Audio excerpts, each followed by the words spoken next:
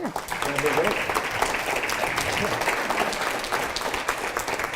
Thank you. Am I on? It really has been a delight to think about preparing for tonight, although I have to say we envisioned this as a conversation of maybe 20, 25 people. So the numbers, we're going to try to keep it a conversation as much as we possibly can. So thank you for inviting me here tonight. And I'm so glad that as part of my credentials, it did not pop up that in my cell phone I have more bartenders' cell phone numbers than a woman my age should have.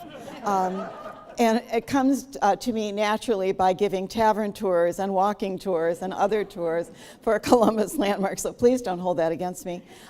It is not any part of my credentials for tonight. I hope that you understand that I can make that difference.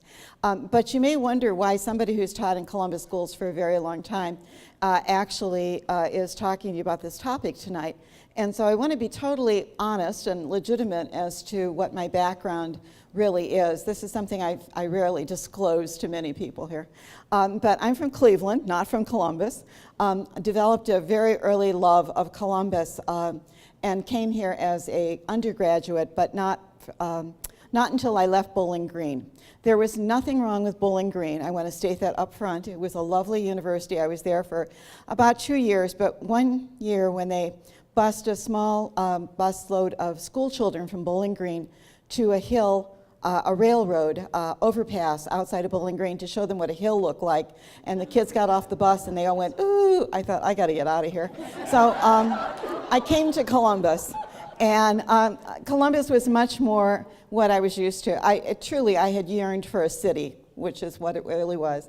And since I couldn't afford a car and didn't drive, my usual mode of transportation was walking or taking the bus. And if you can imagine taking the bus from Ohio State down to downtown to Lazarus, and I was so used to 7 department stores in Cleveland, which I could peruse at my leisure, and there was the Union, and there was, the Lazarus. But it was looking at what I see now, because I chair the University Area Commission for the last, I think, 3 decades, is all the change on High Street. And it's very surprising to me, as I'm sure it is to you. But I saw the short north. I saw all of that in a much more raw and different state. And then when I started teaching in Columbus schools, and I've only ever taught in 2 schools, Indianola Junior High, which became a middle school, which I'm proud to say Ohio State did announce that they did purchase it this last year, and they are going to renovate it and save it. And I think it's a testimony to Upper Arlington, to be honest, because the architect was Howard Dwight Smith.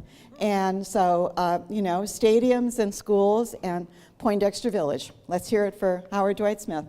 But thank you. You just don't get that reaction. But see, knowing he's a long-lived, Arlington person with that background, I think is very important, because he cut across a lot of different fields in where he worked, and I think that's kind of where we are tonight too, looking at a lot of different fields to kind of cut across. But when you teach predominantly, I was at Indianola, and then after 20 years I went into Fort Hays, when Fort Hays opened a high school, and there was another about 20 years there. So in the meantime, at the same time I was teaching full-time, I was working internationally a lot with Ohio State, with Mershon Center, with Ukraine and Poland right after the fall of the Berlin Wall. It got to the point where I would have thought I would be there once or twice and working with teachers and with government people about how do you teach democracy in a country that had not been free. And what do you do about materials, and what do you do about lesson plans and all of that? That was really our work. I never expected to be going back there sometimes 3 and 4 times a year. At the same time teaching full-time and working pretty much full-time at Landmarks as a volunteer. But all of it, when I think back, really added to what I hope I bring to this tonight. I am the daughter of a butcher in Cleveland in the East Side Market. My father worked predominantly in African-American communities, and it was one of those transitions for me which was very, very easy to Columbus, because I had grown up in a much more of an integrated neighborhood than Cleveland is generally known for. I try to describe Cleveland as being in pie-shaped wedges. There are the poor Hungarians, the middle-class Hungarians, the rich Hungarians, the poor Jews, the middle-class Jews, the rich Jews, and we fan out from the lake in pie-shaped wedges. And so for me to look for where were those ethnic roots in Columbus took a little bit more searching, but they're there and they still are here. And so a lot of the work that I'm doing contemporary is in neighborhoods like Hungarian Village, down off Parsons Avenue and other places. And because of a humanities grant last year, we worked in 4 different neighborhoods, and the similarities of what shaped those neighborhoods was so startling to me, even though I thought, oh yeah, I can make this transition pretty well. I was not prepared for how much we are all affected by history, about immigration patterns and industrialization and national trends and local public policy, which we didn't necessarily have any part in, but we are still living through in both the good and the bad sense of the word. So that's kind of the background. In working predominantly with African American students and in a university area, which I've always lived in for more than 40 years, it's the same inevitable questions. Why was it that 15th Avenue was a racial divided line? Why is it that African American families lived in the Wyland Park area and white families lived in the North area, and what happened in between? And it was the same thing about looking at really at Fort Hayes, because our students were coming from all over. I still work at Fort Hayes. I don't get paid. I have an office in the shot tower, and I feel like I've received sanctuary from Dr. Ruffin, the principal there. I work with social studies and English teachers to work on projects with them. So some of you may have seen the WOSU neighborhood program that was done about Milo Grogan. And those were the Fort Hayes students I've worked with for the last 2 years. Milo Grogan is our nearest neighborhood to the school. And how many of you know where Milo Grogan is? Do you have a... Okay, so the rest of you are a little bit sort of not quite so sure. Okay, Milo Grogan is the first real neighborhood you're going to find coming out of Cleveland Avenue from downtown. So as you're driving up Cleveland Avenue to the north, heading toward Westerville, you will pass Fort Hayes, which is a pretty big complex from the Civil War on. You go over the railroad tracks, and then immediately to your right is Milo Grogan. It's actually the home of the National Football League in some ways, because it was the Panhandle railroad workers who formed the original football team. Milo Grogan is an old Irish, Italian, African-American community. And in doing oral histories there, the students started to uncover a lot of wonderful and rich stories. Milo Grogan Area Commission I've known for a long time. Some of you may know where the old elementary school is, the Milo School, which is an arts castle. And Rick Mann, who's owned that, he and I have been friends for a number of years. And then you cross Fifth Avenue and you start to go into Linden area, so South Linden and North Linden. Because of my peculiar credentials, I guess, in teaching English and history, both, I always was on an odd schedule at Fort Hayes for lunch, which wasn't bad. I always ate with the custodians. And you learn a lot. You really do. If you're in teaching, the first thing they tell you to do is make friends with secretaries and custodians. And it is so true. The rest of your life will be so much easier. But for me, the joy is that some of the custodians in Indianola had also come to Fort Hayes. And so we've known each other for a long time. And I think that is what starts to break down stories that make sense to you then. I know where I'm going with this, but allow me to take one step back for a second about this, what brings us here tonight. There recently is a study being done for the Organization of American Historians about a lot of the WPA interviews that were done during the 30s, the Works Progress Administration, and especially in the South, that were being conducted to give people something to do, writers something to do. And so they were doing oral histories of slave narratives, especially in Georgia, Mississippi, and Alabama. And for many people, many historians, these have been just the groundwork, the founding of what we thought we knew about slavery. And what's coming to light most recently, and I do mean recently, is that the interviewees were a little guarded because the interviewers were the sons and daughters of pretty much the landed aristocracy of the South. So in order to give somebody a job who was in college in the 30s and 40s, they were doing the interviews of the very people whose own families were tied together in a very peculiar institution, as it was called. And so the interviewees were often extremely guarded in what they said. And so I think that what I want to illustrate is there is a moment of trust. And so when you start to actually trust people, your stories become much more authentic and your observations are much more reliable. And that's what happened to me with Columbus schools, being able to work with people, and especially working with people who had not necessarily gone to college. They had just lived every single workaday lives, and they were very open and honest about what some of the challenges were and some of the joys were.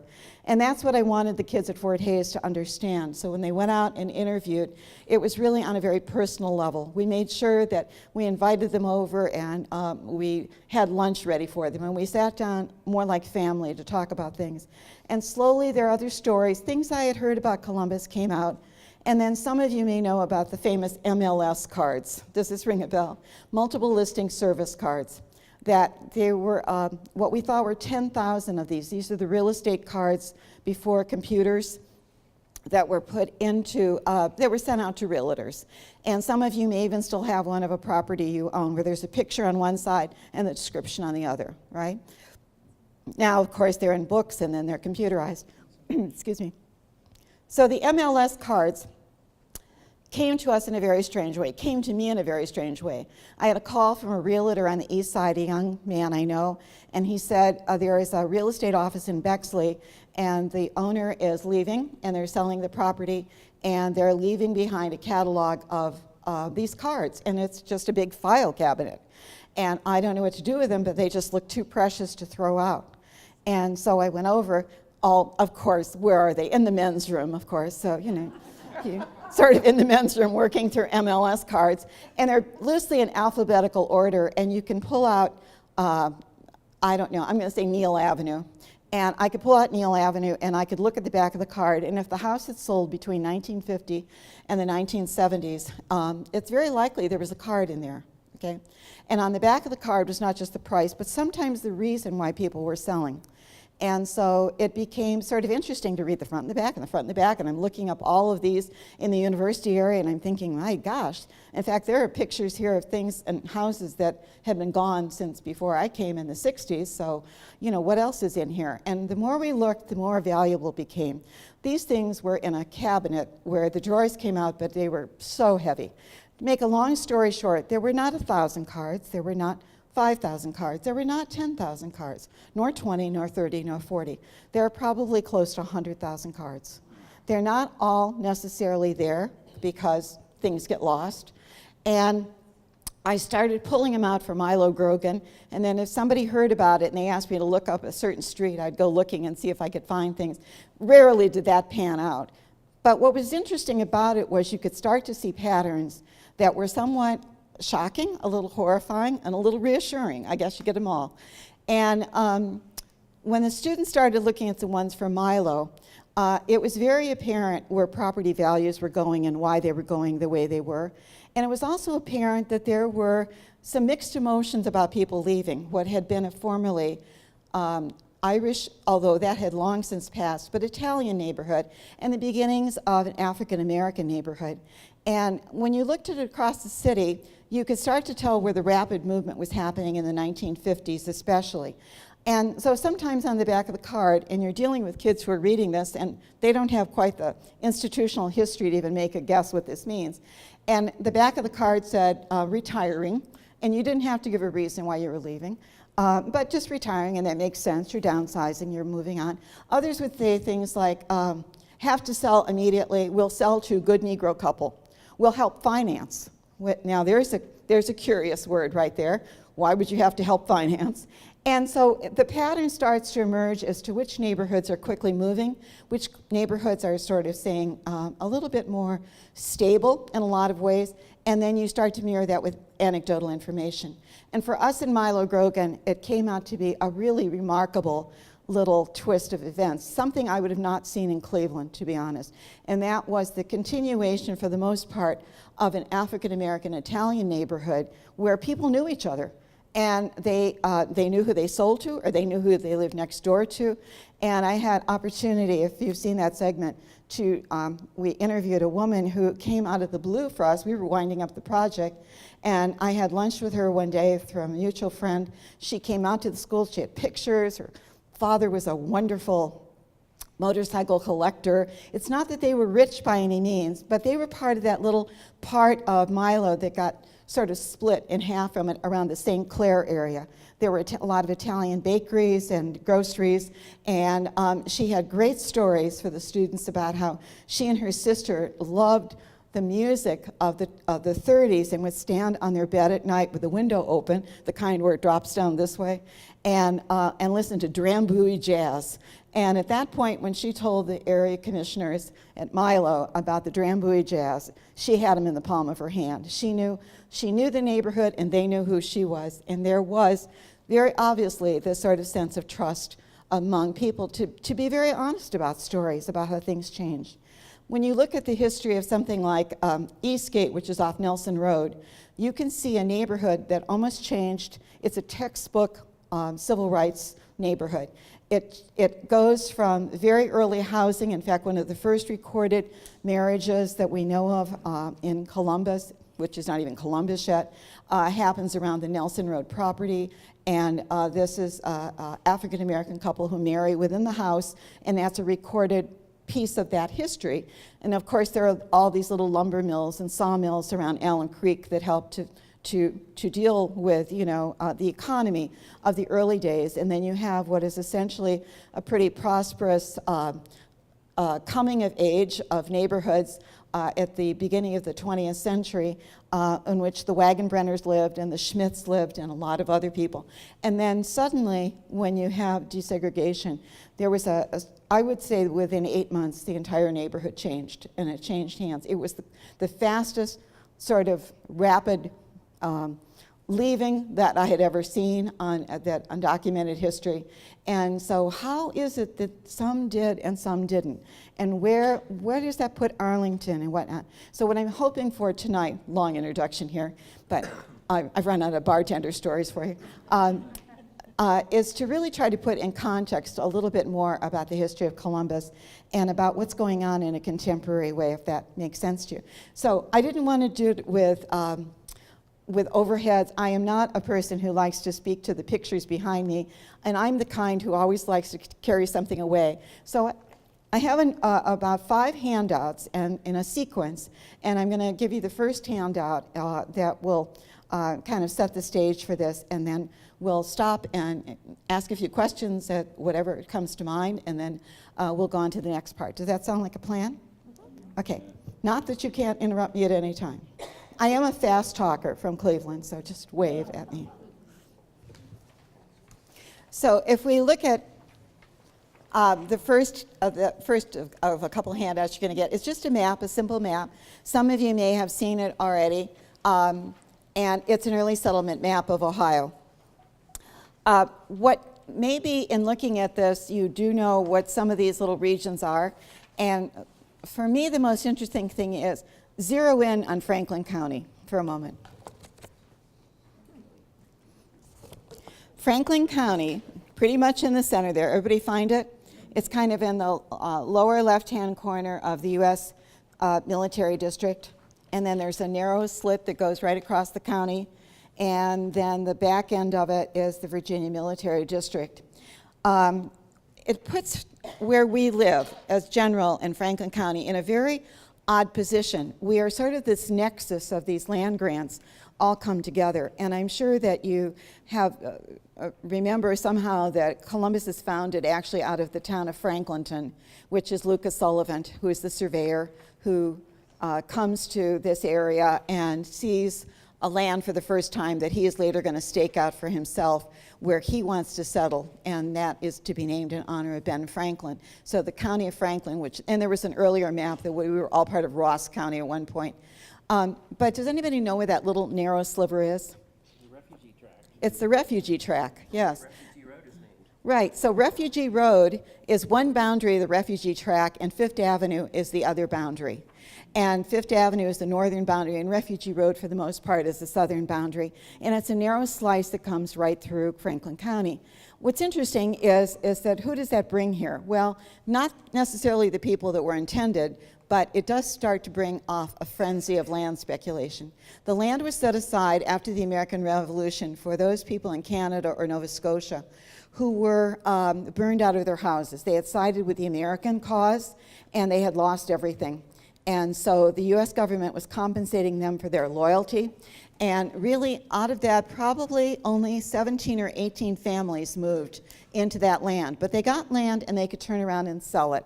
So for those of you who know Broad Street and may know where the old Taylor Mansion is on Broad, not far from East High School, that's probably the best example of a family who is here for a long time and who stayed.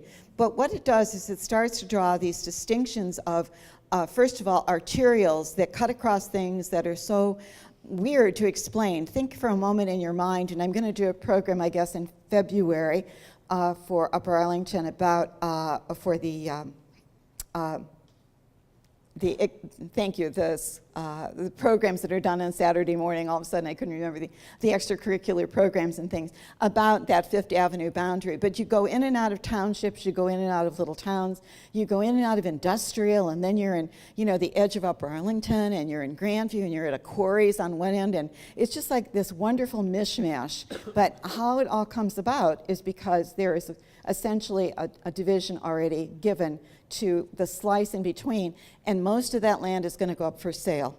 I recently met a man who was a storyteller who said that he grew up in upstate New York, but his ancestor was Jonathan Dayton, and he was very proud of that. Well, Jonathan Dayton is one of the 4 people who pretty much own Clinton Township, where we all are. And he said, when I grew up, he said, I was always told that Dayton, Ohio was named after our family. And he said, I was very proud. Then now I live in Columbus, and I realized that's not true. And I said, no, but there is something named for you, and that's Dayton Avenue off Arcadia next to the Dairy Queen in the university area. So a bit of a come down, but it's a landmark to us, So sometimes, these land tracts became kind of interesting, how they got divided. Like, you may find it interesting to know that Morris Road actually dates from 1810, the name of it. So somebody had their eye on it pretty quickly. The Virginia Military District was, for the most part, for settlers who were a part of that American Revolution and had to get payment back. And of course, that puts Lucas Sullivan right in that category right then and there. And I'm not going to go through all of the other ways that the land, is sort of used, but I want to point out that Columbus is already an unbelievable mix from about 1797 to about 1840. With people coming in who are looking for land, for cheap land, people who already have bought the land who are now selling it at a higher price, or they're already making decisions about how that land will be used. Land is power. Land is money. Land is investment. Land is something that was denied to many people from where they were, and it will still continue to be denied in the century that follows, the ownership of it. And so land becomes the most easily translated commodity. I often say on downtown walking tours that before there was Ohio State football, land speculation ruled Columbus. And there was probably the same fervent activity about who owned what than there is about what team is particularly winning these days. But in the 1920s, there was a study done of Franklin County. And it found that Franklin County was the most fraudulent example of land transactions, because it was unscrupulous. Those were just the illegal ones. Then there were people like Lucas Sullivan, who became an executor for many people's wills and their land, or sometimes his reputation was so good, he was contacted by people who, of course, didn't live here, who were trying to sell, and he's in charge of this, and he's trying to sell land for people. And so this idea of land ownership is already somewhat in question by the time that Columbus becomes a city, which will be much later in 1812. And because of this, we also have a diversity of people that you may not realize. So if you're on one of my walking tours, one of the first things I'll probably say to you is, say the word P-U-S-H. Push or push? Right, push or push. In 1950s, linguists could already stand or still stand on the corner of Broad and High, and they could tell you what part of the city you were born in based on how you said that word. There's a subtle difference in dialect. to have an actual boundary, a physical boundary like broad and high, as a marker for a dialect is very rare. It's an isinglass, and you could nail who was born on the west side, who was born on the south side, who was born north, all the way through. Think of the State House. The State House is on one big 10-acre square, very Virginia, very Virginia. Of course, so were most of the people who sold out of Franklinton. These are part of that old Virginia family. Think of Worthington for a minute, 4 little squares, as New England as you get. You know, it's already in sort of the way the land is embedded. And then take yourself over by Mifflin Township, and Mifflin is the name of the governor of New York. So people are coming in from New York, and they're coming in from Pennsylvania, and they're settling in what would be present-day Linden. So there is this distinction of dialect and other things coming in. By the 1840s, and I know you're probably going to think that I'm making this one up, but I'm really not, we are starting to lose as a city as many people as we're gaining. At one point in the 1840s, there are 11,000 people who leave the city and 11,000 people who come in. And the 11,000 who leave say things like, getting too crowded in here. Look at all this city, you know, we're moving. And you can actually track their movements into Iowa and other places because of what they name places like Deschler, Iowa, you know, New Columbus, always a good tip-off, right? And think of all the places on a map that are labeled New California. Well, we didn't make it that far, but if we just call it California, the weather's got to get better, right? At the same time that there are Germans who are leaving to go on further out, or excuse me, I would say Germans who are coming in, and they're coming off the canals and they're coming off the railroads in the 1840s. There is a group of Wyandotte Indians coming down South High Street. Think of yourself in front of Dempsey's or by the courthouse, and you pass them there, and they are on horseback, and they are heading for the railroad depot because they are going on to Shawnee Hills, which is Shawnee Hills, Kansas, is the direct result of the migration of many of the Indian tribes in Columbus. They are led by 2 young men whose mother was they were brothers. His mother was Native American, but they, in fact, their father was white, and they are actually college educated, and they're both lawyers. And they decide that they would rather hang with the people who need them the most, and they leave and migrate on. We are a crossroads. We are migration. So I started to ask myself, what about the people who don't come in and don't have everything? And these are the people that I'm going to call the other for a moment. Because, and this is where my other part of my life comes in, especially in Poland, was in working with Polish teachers, the very first lesson I ever sat in on was a 7th grade classroom in Warsaw, in which there was a object lesson was being made that there was, first of all, there were no really seminal documents that Poland was guiding itself by for a new democracy. They were relying on the United Nations Human Rights Declaration.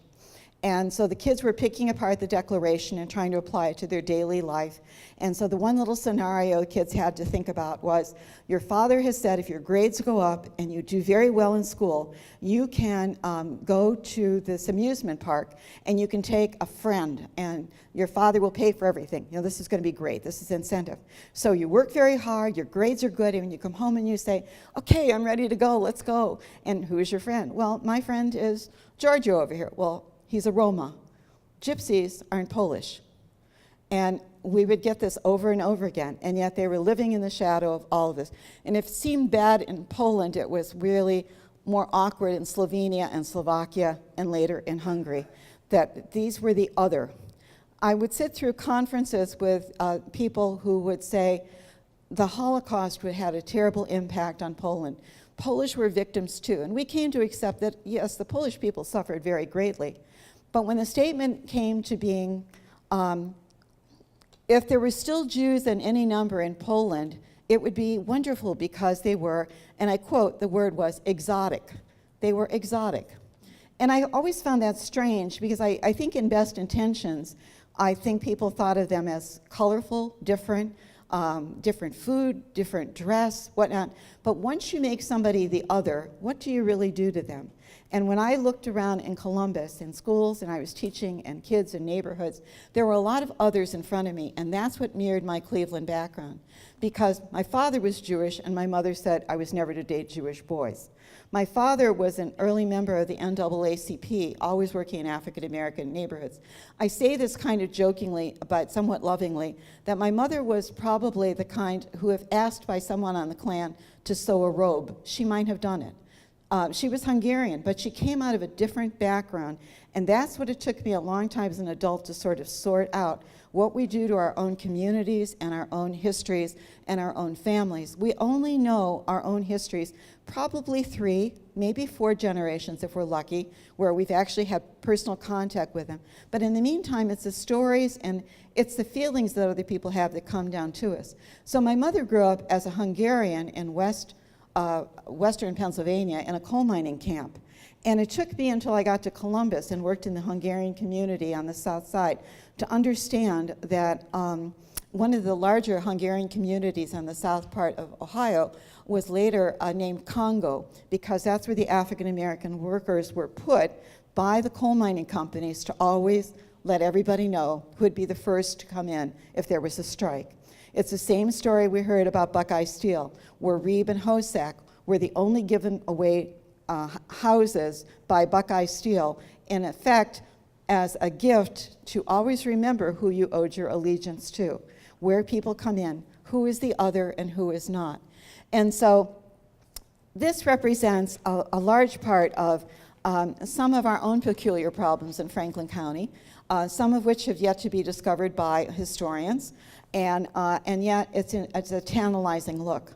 So as we get into the 19th century, I think the things that strike me most are the stories where it's a compelling story. We did a survey, not a survey, we did a report for the National Trust for Historic Preservation. And I want to recognize my mentor, who happens to be here this evening, who I didn't know was coming, but that's Rita Smith, who's sitting in the front row. Rita is a treasure. She is a national treasure, especially to Columbus Landmarks, who sat down one day at a Bob Evans with us and said, I have a dream. And believe me, when this woman has a dream, you listen. And it was really about trying to understand a lot more about African American history in Columbus.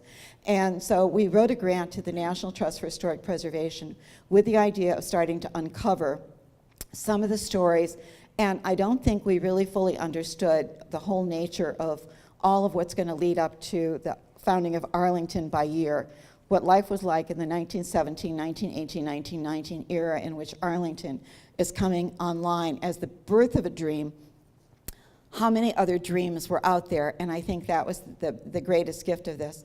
So some of you know that Rita, of course, is also associated with the stories that came out about secrets under the parking lot.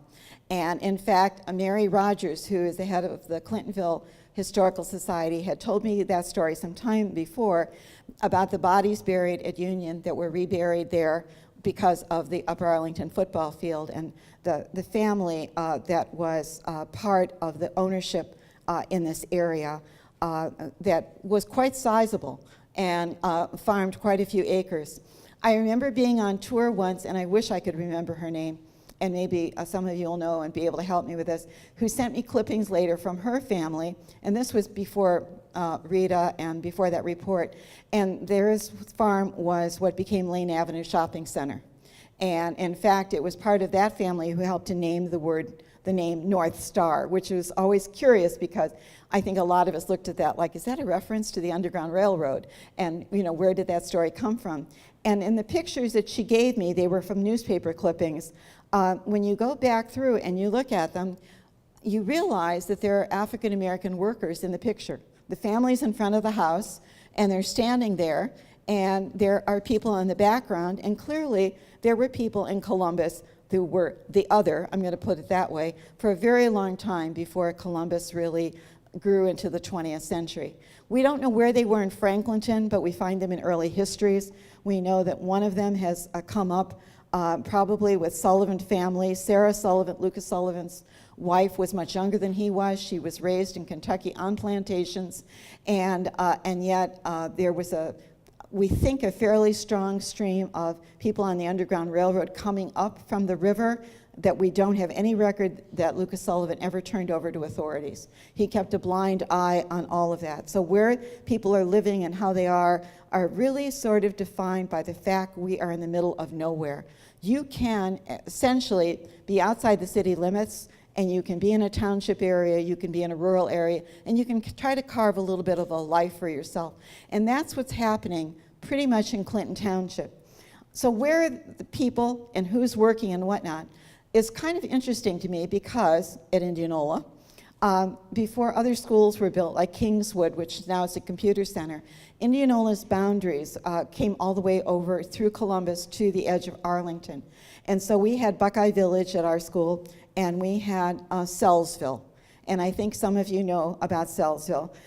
There is a member of our board, Landmarks board, who's just going to publish his book on Sellsville that coming out, I think, in the spring. Is that also called University View? University View is, yes, part of it. University View is curious because it's actually not a post-World War II housing development. It's built just before the war, but you couldn't get steel already, so there's no steel construction. But it is I had a woman explain this to me once, that it has very rich gardens because of elephant poop. And she was absolutely convinced of that, you know. So they actually were the grounds for the Sellsville. But Sellsville drew Roma children to Indianola. We had full-fledged, I would say, Romanian-looking gypsies. We certainly had a population of very mixed, different heritage than you would have found at Wyland Park. And it was part of that sort of, where do people come from and where did they settle? But Sellsville does not come into the city of Columbus till 1923, when it's labeled Gypsy Land, which pretty much tells you how the rest of the city looked at this area. So I think the one compelling story that I really do want you to get out of this, though, is that there are so many people trying to do the right thing in Columbus. I think white and black. I look at the history of Linden. I just finished a timeline for North and South Linden Area Commission, and we're going to put it on Landmark's website. And the interconnection on the Underground Railroad up Cleveland Avenue between the Methodist churches and Thomas Bull in Clintonville with the Southwick Good Funeral Chapel, a lot of you know is a bona fide site on the Underground Railroad, is very rich and very, very deep. So it too becomes its own textbook of civil rights history.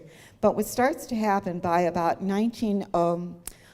going to say by the 1890s, starts to change whatever hopes we have of where we think the best and noblest are going to be.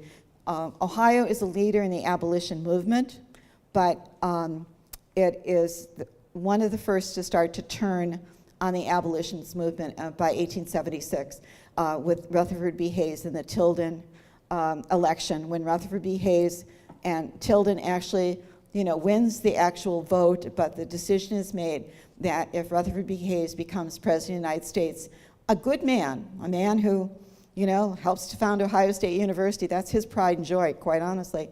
But the trade-in is that Reconstruction is put an end in the South, and that's when the terror begins, and that's when a lot of the Southern sympathizers in Columbus, actually, who've been there kind of all along in some ways, start to reemerge, to the point where by the 1920s, there is a house on Bryden Road, which is the home of the Klan in Columbus, Ohio. So let's get to that point with another handout. No, happy to entertain questions, really. Okay, Jim. So when you said Sellsville, you're talking about where the Sells Brothers Circus Right. wintered, which is now Grandview Yard. Right. It's where the Big Bear warehouse area was. Right. Okay. Right. Yeah, Sellsville is kind of under development with the Grandview Yard and things, although a large part of it is under University View, the old university, behind the Lenox Shopping Center. On the other side of Lennox. Right, the other side of Lenox. Sells Avenue. So if you go down there, you can still sort of see, there's one house left on King that was the cook house for the Sellsville Circus that's still there, although it's been moved from its original site. There was a history done some time ago by the Weisheimers, Carl Weisheimer on Sellsville, and one of my favorite anecdotes really was belonged to a man named Mr. Yost. My first husband actually owns the old house in Hilliard that Mr. Yost owned later, so I guess I feel a special affinity to him. People who grew up in the Silsville area were, a lot of them were also marginalized in some ways. So it was African American, it was Italian, and I do want to assure you that I'm not making this up, but at some points in immigration law in the United States, Italians were not considered white. And so when you couldn't quite figure out which of the 13 ethnic boxes people fit into, much less ever deal with a mixed marriage, and where I come from in Cleveland, believe me, a German and a Hungarian marrying, my parents were in a mixed marriage. I mean, we have very strict lines, you know, where that one went. But Mr. Yost was, he would call the rest of Columbus townies. So if you lived on the other side of the river in what would be Denison Place, Victorian Village, you know, whatever, you were a townie. So he was dating a townie girl, and he had a motorcycle, and he drove it over the Fifth Avenue Bridge, and coming back at 11 o'clock at night, the headlights of the motorcycle picked up something in front of him, and it was an elephant coming right at him on the Fifth Avenue Bridge. And at that point, he abandoned the motorcycle and climbed up into the girders of the bridge and just waited for it to pass, and then got on and called the police. People would talk about the corners of their houses missing. I think for me, the most horrifying thing was when the monkeys got loose. You know, monkeys with little hands, and they're all over your house, you know, and they're kind of nibbling away like you're out of a fairy tale or something. So they're great stories, and but it was a very different part, so much so, as I said, that up until the 1920s is still considered to be gypsy land, okay? Did you have a question too? Right. Mine was the same. What's about same? Sells Avenue and the Lennox Center. Right, South Avenue, Lennox Center. And by the way, that's one of the reasons why that area is all old industrial, because it was outside of the city, and there is something else that happens there we're going to talk about in a moment, how these smaller industrial areas emerge and what they do to housing and to fair housing in the city. So on the one side, you have a very lovely picture. This is 1908. This is going to be Columbus. And if you're trying to figure out where in the heck are you standing downtown, you are, good luck on this one. It's kind of like you're in a drone hovering over the State House, and you're looking west. And you're looking at all of that land in Franklinton and on the west side. And you're envisioning a grand mall. And there was a study done, and this is interesting because this is all pre-zoning. Most cities were coming up with planning commissions. Of course, there was no such thing as a bona fide city planner at the time, but for the most part, they were movers and shakers of cities, and what were their dreams going to be like, and what would you like to do? Well, it's interesting that they picked the west side for a number of reasons, but you are looking, it would be the Grand Mall, which would have not only the state government and the county government, but it would have a governor's mansion, and it would have all these wonderful amenities, and then the 1913 flood comes. Great urban renewal, but sometimes I don't think we realize how devastating that flood was.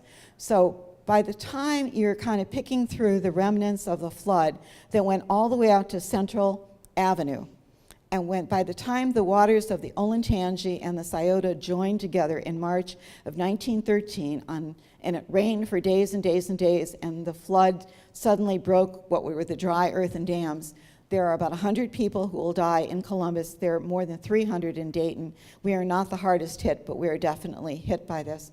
And what you really have is you have refugees, and you'll have them for the next 20 or 30 years.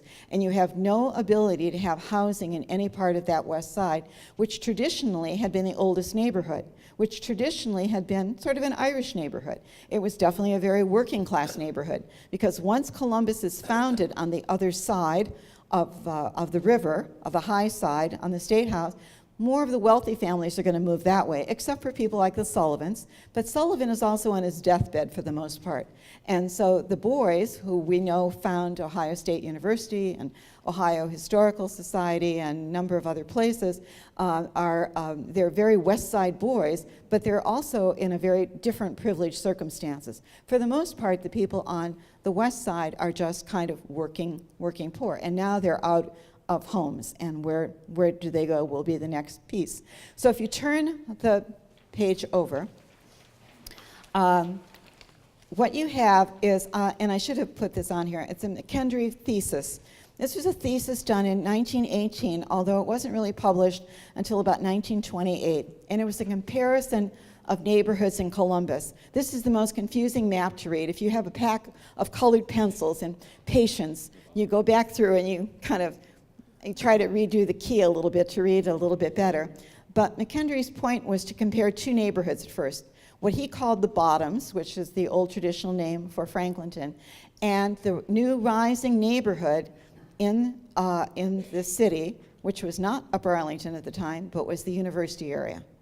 And it was where, of course, the president of the university lived, and there were a lot of houses being platted on Iuka Ravine, which is where I live, Indianola Forest, in those areas. The city limits in Columbus to the Civil War had only reached Fifth Avenue. In 1871, the university finally makes the decision where they're going to actually, the Board of Trustees, settle will be on the old William Neal property. William Neal is the big landowner. Remember, land is power, land is everything. When you have no money, whatever in the city is, you pick up more and more land. Gooddale will pick up land, Sullivan will pick up land, Neal will pick up land, and he'll eye the old Vance farm. And the Vance farm is what will become the original, that's the original tract of land that Ohio State will be founded on. So right where Mershon was the old president's house, was actually the old Vance farm. When Neal dies, Neal is dying at the exact same time Ohio State is looking for property. They go as far as Springfield, Ohio. They go down by Greenlawn. They look at various other sites.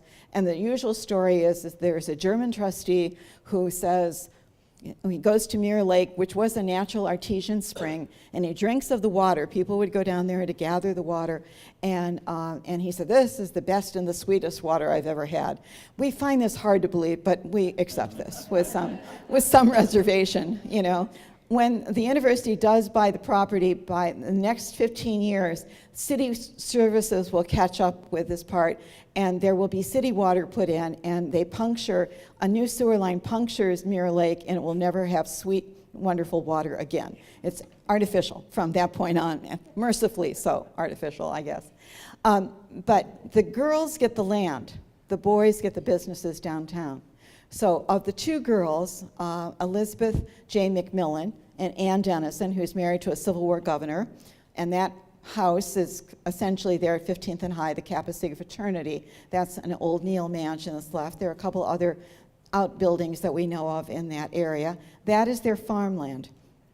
Henry Neal, the youngest of the boys, does not have to go to Civil War. His brother-in-law, for heaven's sakes, is the governor. If anybody could have gotten out of it, he could have.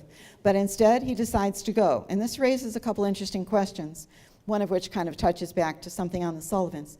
There are families who come into Columbus early who are from Kentucky and Virginia. Remember, there's no West Virginia until after the Civil War. And they have been part of slave-owning families. And they make the decision to come into Ohio essentially as a statement that they're going to make that they don't want to be part of that. Many of them will come in with people who have raised them as children, people that they've known other lives. The Neals are a good example of this. And they come in with a black man and his wife, Ambrose Juris and his wife, who are buried with the family in Greenlawn today. And part of that is because they come in now as employees. And this is a very interesting dynamic, a kind of a shift here. Henry Neal, however, decides to join the war, and he is severely wounded, not expected to live, at the Battle of Iuka at Indianola, Mississippi. So if you've ever wondered where the words come from, that was what he comes home and names his plot. So the boys get the businesses downtown, the girls get the land. The first thing they start to do is divide up the land. Elizabeth J. McMillan will have studied with Frederick Law Olmsted, but as a woman will never get a degree in landscape architecture. But she designs the circles area. So if you know off Neal Avenue, where the circles are that are beautiful, everybody thinks it's Victorian Village, it's the university area. Well, a descendant of hers is pretty well known in Upper Arlington, and that's where the King-Thompson connection comes in. And so this idea of designing and using landscape and providing for the homes and thinking about this all together starts to come sort of naturally, I guess, within the family.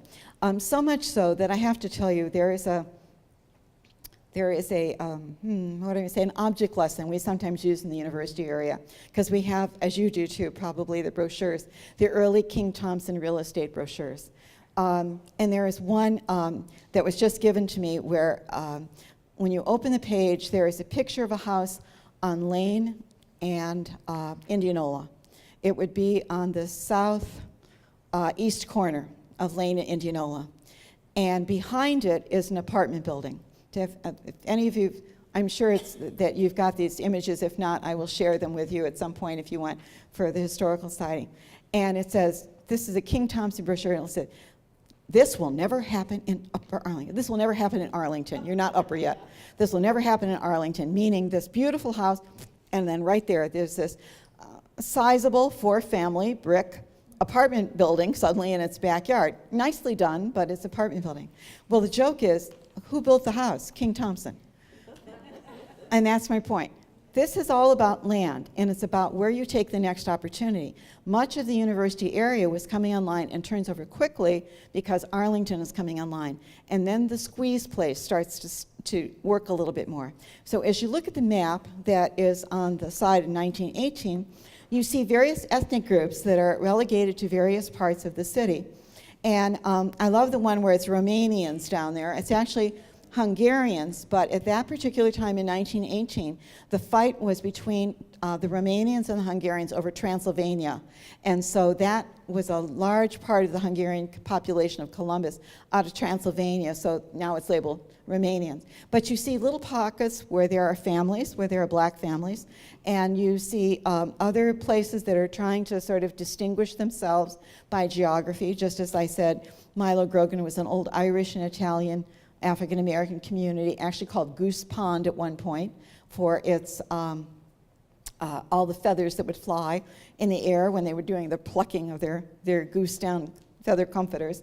And it's interesting to look at, but it's only a tip of the iceberg. So let me ask if there are any questions we have at this point.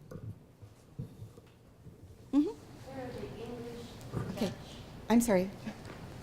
where are the English, the Dutch, Norwegians? English, Dutch, and Norwegians. I wouldn't say we have a whole lot of Dutch and Norwegians at that time. And remember, anybody else who is sort of out of English tradition, you're already here. And meaning that they're so integrated into the fabric that they are the dominant ethnic group within the city. Sullivan is Irish, for instance. The term Scotch-Irish, by the way, only applies to Protestant Irish, not Catholic Irish. And so they're already in 1918 looking for the people who are not like themselves. Does that make sense? So that's how they're making that distinction.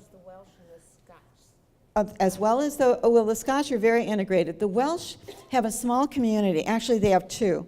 One is on Long Street around the old Welsh church, and the other is in North Columbus because William Neal brought them in. So around what would be the Arcadia, Hudson High area, there is a Welsh community there. They're the wagon rights that rebuild the road all the time that William Neal gets contracts from the state of Ohio for. When you say they're already here, are you thinking the late 1700s? Oh no, they're coming in by the 1840s. And they're already here. They're here. Mm-hmm. Yeah, So they're already settled. they're settled. And their decision makers? There's not necessarily, but they look white, and they're part of the majority in that sense. I mean, I'm just being totally honest with you. I know. Yeah, Yeah, I know you are. all right. And I So they're not the power mongers. There are a few that will emerge, individually, people, but this is a very German city for the most part. And so, Columbus. right, by the 1840s, the Germans are coming in. And remember, 1848 is the landmark year in European history where there was a revolution every 3 months, someplace. And so they're coming in. What the interesting thing is what's not on there. I'm glad you're getting to this because there are also. You know where I'm going then. Yes, I think I do. Because there's also, and I love this in early Columbus history, there is on Cleveland Avenue a group of thugs. It's a place where, it's been an area that I've done a lot of research on called the Badlands at some point, which has some very decent people living there and also some people who are more of a kind of a gangster nature. The gangster nature are French Huguenots.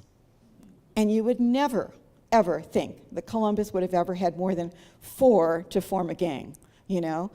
So it is interesting how we get these little traces of people, and then they sort of integrate right away. But so around Leonard Avenue, in fact, Leonard is obviously Catholic, who starts St. Mary's of the Springs for his own daughters. That's part of that, that French connection in his case, although he's not a Huguenot. In your research, do you notice a lot of Yeah, let's do it this way. misspellings, intentional misspellings of words Mm-hmm. that are last names and surnames? Right. So it's hard, is it difficult to trace really the ancestry? Or is there a pattern to it where you can take a good guess? I think it's a good, about names and, right, it's about names, and if there's a problem in trying to trace names through misspellings. So, Intentional, some of them are intentional. and possibly intentional misspelling. And I think that's a good question for a genealogist. I'm sure there's some discernible patterns, but I wouldn't want to go out on a limb and say that, because I've never done research in that area. Wanted to know the source of the map. Oh, it's McKendry, McKendrie. It's a McKendry thesis, and you know, you can certainly contact me after this if you want the full bibliographical. I'd be happy to give it to you. The original McKendry thesis was done at Ohio State, and it was so important that it was published and republished and republished. So you can find it. You can find it online. You will find the text of it. What's sad is the original thesis has been gone for a long time, and in it were tipped in photos of intersections and places in Columbus, which I think a number of us only have or have in Xerox. So you could have seen what the corner of 5th and High Street looked like, or one in Clintonville in which you can see 3 mansions, and that's about it, you know, and those are gone, but the text is still available. Other questions and things? Oh, I'm sorry, right there. Is that the same McKendry as the former McKendry United Methodist Church near Northern Lights? No, it's not. Spelled differently. But it is spelled the same, yeah. Oh, it is, okay. But I can give you the full citation for it. I should have thought to put it on the bottom. Okay. Could I go back to the French Huguenots? Uh-huh. I thought they were downtown, but not. They I'm sorry, were please? The French Huguenots. Uh-huh. Where did they settle? There was in Alfred Lee, okay, here, I'll do it this way. Her question was, when did the French Huguenots settle? In Alfred Lee, one of the older histories of Columbus, he puts them along Harbor Road, which was the old name for Cleveland Avenue.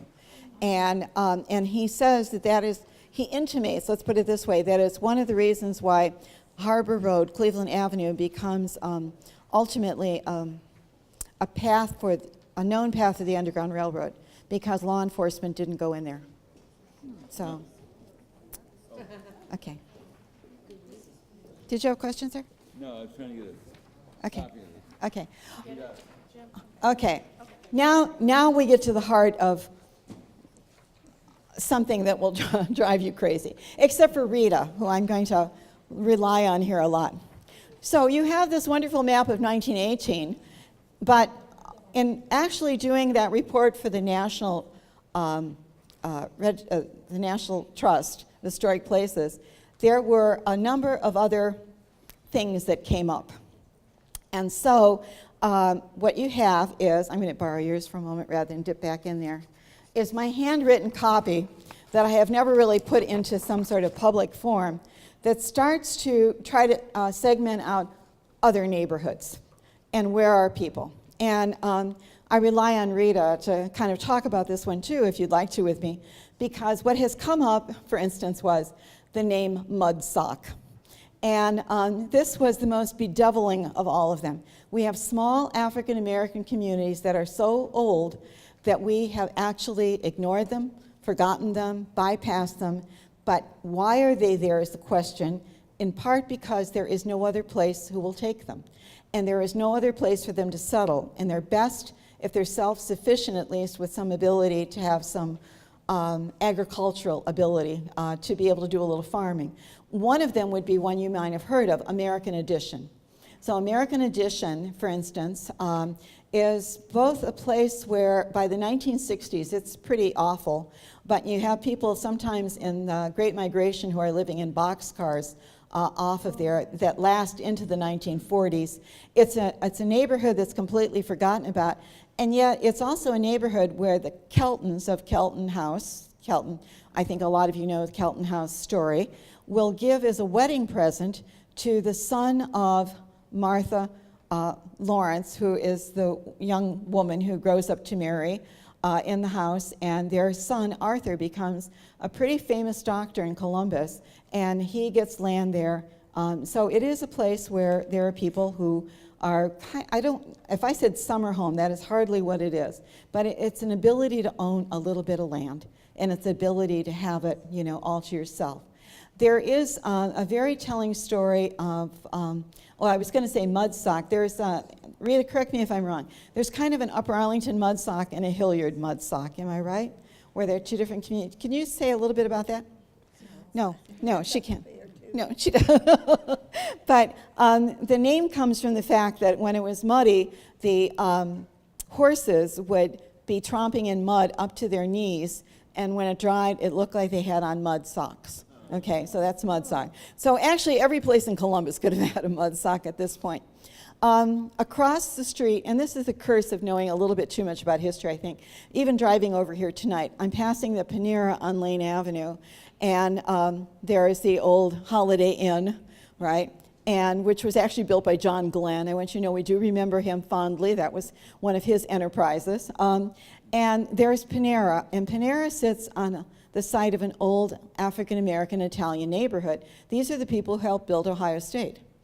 And they're not alone in this. Workers from Alabama would come up in the summer and live in boxcars in the stone quarries off Grandview.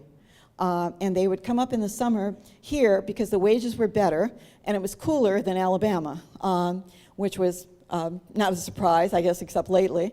And they would be working right outside underneath the Caspari's Castle, which we always think of with Marble Cliff and that area. And he, by the way, is not married to an Italian woman. He is married to what they would call an English woman. And you would think we're talking about the Amish at this point, the Amish and the English. But she would not allow him to even though he was very wealthy, to have anything to do with his own Italian roots, except on Christmas Eve when little girls from the Italian community on one side of Fifth Avenue were invited to come into the kitchen to sing Christmas carols in Italian to him. That was the only time they were allowed in. Grandview, everyone says, is a very Italian neighborhood. It's not. Look at the boundaries. It's Columbus. What you find is that Fifth Avenue, for Italians and blacks especially, is one of the first demarcation lines. It is the first color line of trying to cross. And so think for a moment, just kind of think laterally here, from Milo Grogan, go down Fifth Avenue, go on over until you're in Grandview, until you're on this side of the river, all right? And if you were Italian or African American, you could not buy north of Fifth Avenue. There were deed restrictions all through the university area, through all the suburbs, through Columbus, through what would be Denison Place, all of that were in there. And at the time, most people are assuming these deed restrictions are kind of mandated by law. No one's challenging them. They are part of what we sort of inherit by both popular culture and public policy, and I will get back to that in just a moment. But the idea of the Italians in Grandview is a particularly interesting one. There is a book I was going to pass around so that people could look at that. In fact, there's a couple I think I'd like to pass around, give people a chance, and it's this one right there. Planning for private investment. Grandview may be the only municipality in Ohio that actually passed a law that said Italians couldn't live in there. It wasn't a deed restriction, and it wasn't redlining, but it actually was a law, of course, null and void now. By the way, redlining is different than deed restrictions. My best example, I think, of redlining is one that's a little bit more of a modern example. At one point in the University District, not so very long ago, if you could not buy a house on King Avenue in the University District. And if you went to a bank and asked for a mortgage, you could not get one. And if you went to the Board of Education and you said, where will my children go to school? They couldn't tell you, because technically you didn't exist anymore. You were Battelle Research Park. Battelle had planned to take down everything in the King Avenue all the way to Fifth Avenue area. This is about the same time that there was a uproar about the loss of Union Station, which is what brought Columbus Landmarks Foundation into being. But it was the fact that Battelle, and this is a far different Battelle than we see today, I want to assure you, but Battelle at that time was in violation of actually the original articles of incorporation, the original intention of the Battelle family. And so you could not buy in that area. Mike Stinziano Sr., who was the father of the present pro tem of City Council, had to go to the legislature, of course he was a politician, to ask in essence for a special dispensation to allow him to buy his house on King Avenue, because nobody would lend to him because it was redlined. It was already off limits. Mm-hmm. My grandmother had lived on Fifth Avenue between Michigan and Pennsylvania.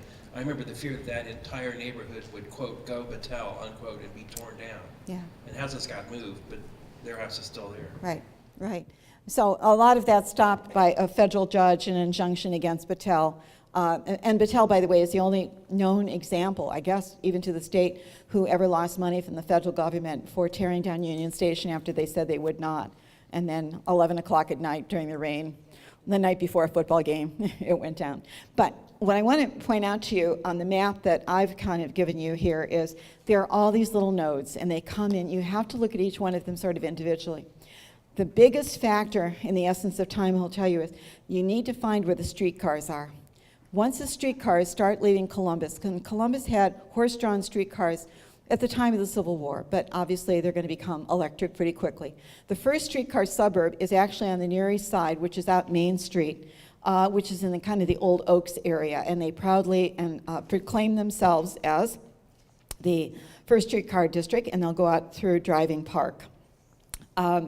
One of the other major routes will be out Sullivan Avenue. Sullivan Avenue is a curiosity because it never crosses the river. You know, it sort of parallels Broad on the west side, but it comes right down, you know, into, stays on the same side of the river. Another one is Clintonville. Another one is Fifth Avenue. Every place that you see a streetcar coming out, and we can get old streetcar maps for you, those of you who are curious. Cleveland Avenue is obviously another big example. Will have deed restrictions on either end of it. Because what is happening is that private developers are coming in and they're buying strips of land, and one after the other will put in a deed restriction. Zoning is fairly new. Zoning doesn't come into Columbus until 1924, I think. It's officially passed by city government. The plan for 1908 was now put on the shelf. There was no ever way to implement the plan of 1908. Occasionally, there are some glimmers of it that will turn up in the Civic Center, how it's handled after the flood. But with zoning coming in now, the usual argument is that we want to protect homes. And the thing that you protected was a single-family home. You didn't want apartment buildings. You didn't want renters. Now there's a distinction between the have and the have-nots. Are you a renter, or are you possibly going to own your own home? You also have, especially out Cleveland Avenue, and I have an entire list of how these pieces of Linden get picked apart. You have businessmen who will come in and they will buy entire blocks of that subdivision purposely to be renters. It will never, ever be able to go on public market to be sold. It will just constantly be rented. With zoning laws come a couple other ways to restrict things, and one of them has to do with front yard setback. So if you are in the Cleveland Avenue area and it's a nice middle-class neighborhood, or even Clintonville, and you have a 30-foot setback on your property, it's pretty generous, and you're thinking, okay, I got a tree out there, you know, looks good. Got a place for a little garden. The American dream, have grass, don't grow veggies in your front yard. And, you know, don't be like my Hungarian, you know, relatives. And, but now it's one-upsmanship, because the house may not change, but now the setback is 50 feet. And it will then go to 75, and it'll go to 100, and it'll go larger. And it'll do it especially in Grandview, Upper Arlington, Marble Cliff, wherever there's a chance to be able to have a little bit more land, because that setback will be everything. And it will be sort of your guarantee that your property has been the value will never go down. The real estate ads are unbelievable in the 1920s, unbelievable. I have a real estate brochure, an actual brochure, not an ad in a paper, that is from Baby Farm. And I don't know if you know where Baby Farm is. We actually did this on a WOSU production at one point. If you go up I-71 and you take the first exit to Morris Road and turn north as if you're going to Eastland, okay? And take the first exit off Morris Road and turn down into the street to the right. You look at the neighborhood and you think there's something a little different here, but I can't quite place it immediately. Most of the houses are small, some really beautiful little gems there. In fact, there's one from the 1950s, it looks like George Jetson lived there. Others are like little cottages, but they're sitting on enormous pieces of land. Some are 4 city lots and some are 8 city lots. And there are fruit trees that have been planted at some point. There are also no sidewalks. The people up there, this is in the Northland area, don't want sidewalks and they don't want streetlights. In fact, they fought the city not to have them most recently because they like that kind of very rural nature. And it gets its peculiar name, and it's on real estate maps as Baby Farm, from the fact that you could buy the tract of land. They were not giving you the house. You build anything you want to there. And remember, there was no zoning necessarily up there for this, but you would have a place to have a small truck farm. You could raise a family. You could make sure that everybody always had enough food to eat, you know. And so this beautiful color brochure I should have brought tonight has pictures of children on it and sunbonnets and women and little lots laid out, and it's, oh my God, it's so idyllic. And in the tiny little print there it said, come see our lots on Sunday, April 10th, free 5 pounds of sugar to every white family. You can't get a little bit more explicit than that. And that's what real estate ads look like in the 1920s. All over. So the ones that are the craziest to me are the ones sometimes in Linden, because Linden is never a farming community. Linden is farms, but not in agricultural production. It is really more of a railroad town. In fact, Linden is an old railroad term, just like Evanston. So on the upper part of East North Broadway, some of you may know that was a separate community. That's why the houses look so different on East North Broadway. That's where the rich and famous were supposed to live, and then they could take the train downtown to work, very much like the main line in Philadelphia. Evanston is a railroad name given to that stop on the railroad. Linden is a railroad name given by the railroad to a stop that was there because of brickyards. So what starts to happen when people are buying these lands up to sell, there's one ranch that my favorite is just north of Hudson, and it is called Highway Manor. Now, can you think of a worse name for branding than Highway? Doesn't it make you really want to live there? You know, there on Highway Manor. And these are absolutely outrageous. So you've got a couple of factors working here to kind of gain us a little bit more speed on this topic, I guess. And that is that you have other demographic changes that are happening. So let's fast forward a little bit into post-World War II. Many of the decisions in post-World War II are made by the Metropolitan Committee of Columbus. This was pretty much 6 really good people who were shakers and movers.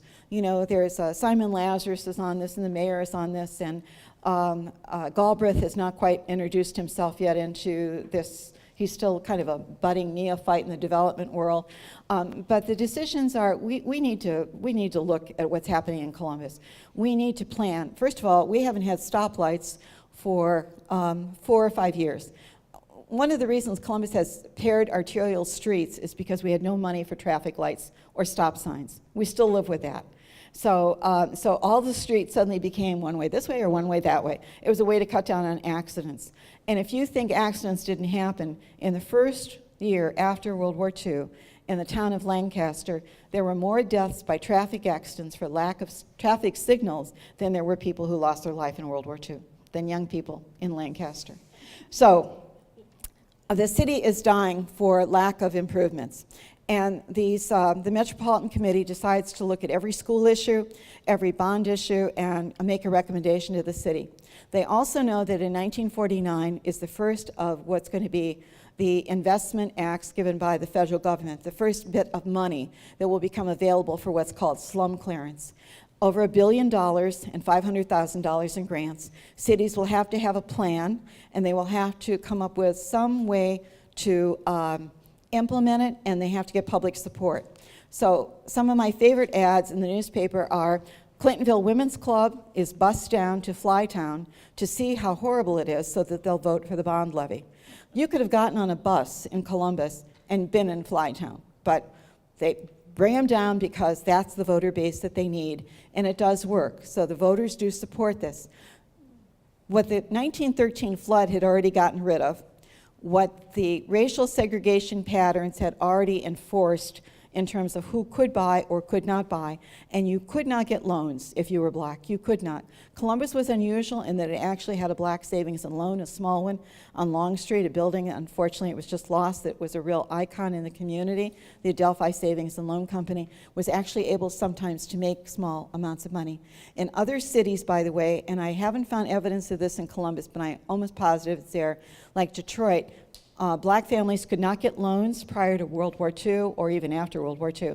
And so who do you go to if you need to get a little bit of money? You go to the place that might have money because they have a good practice and they're licensed and they're reputable and they're seen as icons in the community. They're sort of community bankers. You go to undertakers. And undertakers do finance a lot of black loans in other cities, and they may very well also in Columbus.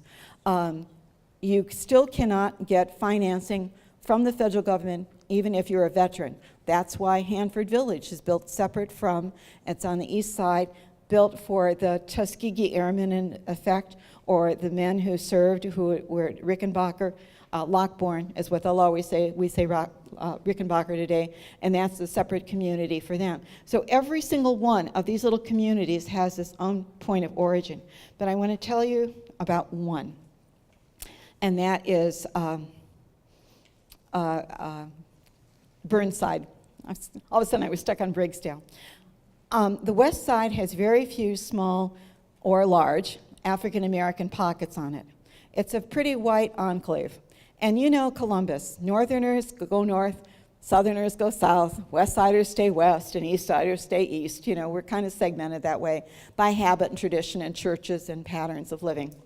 But the west side is sort of interesting because there are three small areas that have traditional African American not homeownership, but rental and community. And each one comes in differently, but each one is illustrative of something. There is a small area behind what had been the hilltop area where the lunatic asylum was. Of all of the areas of Columbus that had what were considered to be model state places, the deaf school, the blind school, those were all in very exclusive residential areas off Town Street, Broad Street. Children could not play in parks. That was very much a given. It wasn't until the progressive era of the 20s that children sometimes got the right to go in a park. It was private carriage lanes for people who wished to go there. Children, keep your place, be in the street. Even on Bryden Road, children were not allowed to roller skate on the sidewalk. You know, they could roller skate in the street. Don't you just love that? But the lunatic asylum was a different animal. There was a stigma to it. And so the people who needed to work there got housing very close to there. And for a lot of the West Side development, even though they were definitely needed places to be because of the flood that had been in Franklinton, it was not a place necessarily where a lot of people were gravitating to, especially around that area. Sometime in 1904, there is a groundswell, and this is not huge, but a little bit more movement of families looking, but they're looking immediately and in the middle of the night. In Springfield, Ohio, in 1904, a race riot was started by the railroad company themselves to throw black workers off of the railroads and to hire whites because they were getting pressure to hire whites. Blacks were coming up from the South. That's a part of the Great Migration, of which Columbus will not be immune. There'll be hundreds of people coming in, literally with the clothes on their back and nothing else, to try to escape from the South and to find something decent here to be with. The East Side becomes the largest predominant black community, taking a number of the people in. The stories of the churches on the East Side who themselves are struggling and how they provide for other people is absolutely pretty much gut-wrenching, to be quite honest. And now you have the Springfield race riots, and people are fleeing in the middle of the night to find sanctuary. There is another little community, though, about Burnside. Burnside is so close to Sullivan Avenue. It's about where Sullivan and Demarest come together. And if you go back there, you're not going to find a whole lot. But it was the place that Booker T. Washington, who spends more time in Columbus than Teddy Roosevelt, which is hard to believe, seems to come to a lot. And he comes there because there's a family who lives there who is as noted an educator as Booker T. Washington is, and that is Bird Prillerman. And Bird Prillerman is kind of an unusual name, so we can track them pretty easily because I've taught with a lot of the Prillermans. They're in Columbus schools, and Bird Prillerman IV is one of the teachers I mentored and worked with at Afrocentric. The Prillermans, Mr. Prillerman, Professor Prillerman, is actually a very educated educator. There's a high school named for him in West Virginia, and he's a good buddy of Booker T. Washington. Booker T. Washington will come to visit him all the time. But what's the community he's in is a little more than ramshackle. In some cases, there was not even enough material to build a house. And so when paving bricks came up, they actually just took them and made a house out of paving brick, and that's how they lived. This is the neighborhood where Nancy Wilson comes from, the singer Nancy Wilson, whose father worked at Jeffrey, which is really on the other end of town, around, 1st and 2nd and North 4th. A year ago, when we did cultural walks, 4 cultural walks in Columbus, and we were on Westgate, which is a beautiful neighborhood. 1920s curvilinear streets. It's a textbook of classical revival architecture. And I had brought them real estate ads, and I never said much about it. I just said, hey, look at this house, does anybody live there now that you know, and whatnot. We talked about it that way, but it was not such small print where it always said the words restricted, restricted. So if you were nice, you said restricted. If you weren't so nice, you just said whites only get the sugar. And it was like nobody had ever seen it. So the day that we did the cultural walk, I had at the end of it, or at the back side of a sheet, I put a little history of the community, Burnside. It's where Camp Chase is, the Confederate cemetery. In the Confederate cemetery are buried people who are marked citizen. Those are often African American slaves who followed somebody into battle, that family, and were also captured. The citizens of Columbus by 1862 had felt in the Civil War, why are we harboring, we've done all of this about abolition, but why are we why are we castigating these slaves who have come with their masters into a prisoner of war camp in which there's a great deal of disease and death? And so they got a special mandate from the state legislature to free them. There were, we think, 89 people that were freed, 89 men. Where do you go? It's the middle of the Civil War. Suddenly you're free. Okay, walk across the street. Do what you can, but don't count on us to be there to help you. And that's how the beginnings of Briggsdale start, kind of as a throw together little rural community that eventually is just going to try to integrate itself within the thing. So at the end of this culture walk, 3 ladies who were my age, I kind of figured this was pretty safe territory here, came up to me and said, we had no idea where Briggsdale was. And they had lived in Westgate all their lives. It was a matter of walking across Sullivan Avenue. And I said to them, didn't you have black students at West High? They're all West High, people. And they said, oh yeah, and they were really nice families. And I said, where did they live? And they said, we have no idea where they lived. Have no idea where they lived. And I said, well, I'm going to take a stab here that you were in either high school or college. I was in college, actually out of college, during predominantly the civil rights years. What was ever said at West High School about civil rights? And they said, well, really nothing. And if we asked our mothers, and every one of the 3 ladies said this, we asked our mothers once, where do black people live on the West Side? And our mothers said, ladies don't ask questions like that. And that was the end of the discussion. So you have a lot coming together in various communities. But for the most part, Arlington represents a dream. But it represents a dream where other people were being squeezed. And I think that's not, there's no correlation there that I'm trying to make. Just simply that the ability to own was so out of reach. And each time there was a natural disaster or a war or the loans couldn't be obtained or the Fair Housing Act was telling us that urban renewal was coming, or the freeways were coming in. Every single one of those was a squeeze. So when you read about Linden in the newspaper, know that Windsor Terrace public housing was put exactly where it was because there was already too many black people in the city that didn't have a place to live, and now we'll move the next boundary to Hudson Street, which is where longtime activist Clarence Lumpkin said, I didn't buy my house in Linden because it was beautiful. I bought it because it was the only place I could live, and he could not live north of Hudson. And so this will be the pattern repeat. There is one last handout for you that won't need much of an explanation, and you're being very patient because I was so impressed with the story in the Upper Arlington history book about the students who passed a resolution about living in Arlington and about the nature of being in a diverse community. For a long time, I worked with the Annenberg Foundation and developed a program in Columbus that was about students, thank you, that's very good, students who actually didn't just pass resolutions, this is many years later, but actually worked to implement something. And I would hope that that might be something that Upper Arlington would like to work on more. But I found this article and I thought that maybe this is something that you don't know about, I didn't know about, and it's something that you might want to find interesting. It's come from the Columbus Call and Post, 1972, and it is a coalition of 19 churches in the area and what they did to solve housing and how it impacted Arlington. And the results are still yet to be seen. So we'll take questions, and I think I've gone over my time, and yes. So I learned from watching Columbus neighborhoods that streetcar lines in Columbus were all privately owned. Right. Do you think that then helped, say, Upper Arlington become an exclusive, expensive community because the streetcar line went there? I know it's not there anymore, Right, right. but was there a correlation with that? I don't think so much that there was a correlation with the streetcar as it was with the size of the lots and the ability to never even get into the game. Just didn't have enough skin for the game. That's essentially my guess. You're also not on a north-south axis in quite the same way that some of these other streetcars were. Are there other? Right. Oh, please. The question was, where do people go after the 1913 flood?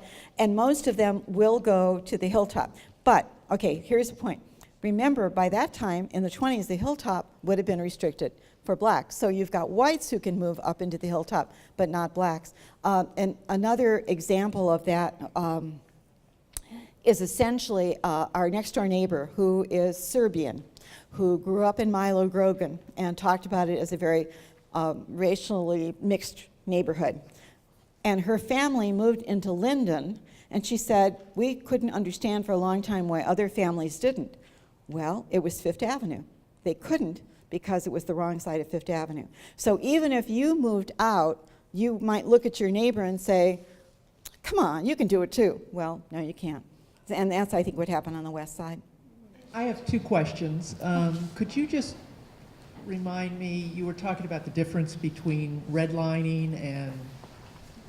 Deed restrictions? Is that what it is? Yeah. Okay, they're different. Yeah, I think the easiest way to think about it is that in a development, all of those houses are essentially sold to people who agreed that they won't do chicken slaughtering, won't sell to an Italian, and won't do this and that, and that's to protect the value of their home. Whereas in redlining, it is a decision made generally by institutions as to what their plans are. One example is when urban renewal finally comes in and the handwriting is on the wall, it's 1949, everybody knows that by 1950, Columbus will be poised to get some of that money. James Rhodes is Columbus's youngest mayor. He's going to be followed by Sensenbrenner. Both of them, for instance, will agree that the old Market Mohawk area, the Central Market area, is definitely in need of slum clearance in their mind. By the way, slum clearance was sometimes defined by that era already as not just about dilapidated housing or who had indoor-outdoor plumbing, but by the rates of venereal disease or children born out of wedlock. Very social factors which are pretty shocking today. And they will designate 3 areas, Flytown, the Gooddale area, the Central Market area, which is Market Mohawk. Children's Hospital actually gets the lion's share. They'll get 55 acres. And then as an afterthought, this is a good example of redlining, suddenly North Campus is built at Ohio State. And it is built from Framby's to Lane Avenue. They will wipe out a middle-class neighborhood and call it blighted because they will, the university has a master plan and they want to grow those dormitories. And so they take it under slum clearance. And cities made money in slum clearance. The other thing, going back to Grandview and Italians, did you say the demarcation was Fifth Avenue? Yes. In fact, it's really funny. Having just done a tavern tour on Fifth Avenue, what's very funny is how many places market themselves as Grandview. Grandview this, Grandview that. They're all in Columbus. And of course, over time, there was more that was annexed into Columbus. But I enjoy especially the examples of when Grandview drew some of its boundaries, if there were, and this is true, if there were two Italian families who lived at the end of a street, they drew the city boundary around those houses and then went on to the rest of the street. So even the Pizzutis, others who started with restaurants, they're on the Columbus side. They're not on. They're not on the. Mm-hmm. I was going to bring up Pursuits. Right. Right. I came to be a student this evening, and this has been wonderful. But when you asked the question about the West Side, where Afro-Americans live, they lived on 3 streets between Broad Street and Sullivan. They were Oakley, Wheatland, and Highland. And it was just between Broad and Sullivan. I remember in the 1960s, when I tried to get a house on the north side of Broad Street, that person was let go because they had shown me that house. Right. But, and my parents ended up on Clarendon. My father was rather fair as an Afro-American, and my mother was very brown-skinned. But Daddy had already signed the papers. And by the time he got the house, but when they came to get their signature, there was my mother, and she was just as pretty brown as she could be, and it was too late. They had to sell it to us. Amazing. Well, I think it's interesting that Jesse Owens lived on the west side in a uncle's house, I believe. He could not ever find dwelling in the university area. He never ate a meal in the restaurant on High Street, never went to a movie there. Every day of his life was the student union on 12th Avenue for a hot dog if he was lucky. And for others, like Chester Himes, who becomes quite a known literary person, 3 years before Jesse Owens is at Ohio State, Chester Himes will get himself into some trouble, wind up in the Ohio Penitentiary, but in part, he's in trouble because he was only one, well, certainly less than 100 African-American students with absolutely no support. No support. And no other place to go except the Near East Side to nightclubs and other places like that.